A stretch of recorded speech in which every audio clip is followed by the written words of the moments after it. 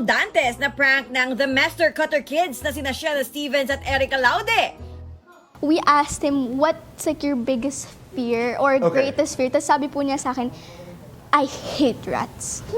What if bibili po ako ng rat? I will never forget you. Hold on to your phone! We are going home. Dedicated sa Pinoy culture and attributes ang DreamWorks animated film na Forgotten Island. Kaya ang lead characters nitong sina Pinay Hollywood actress Liza Soberano at Filipino-American multiple Grammy winner Her, buong pagmamalaki.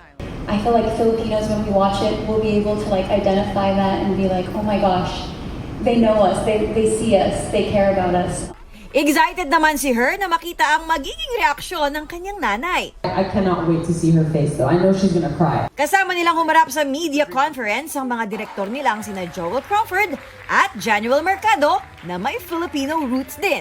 Athena Imperial, GMA News.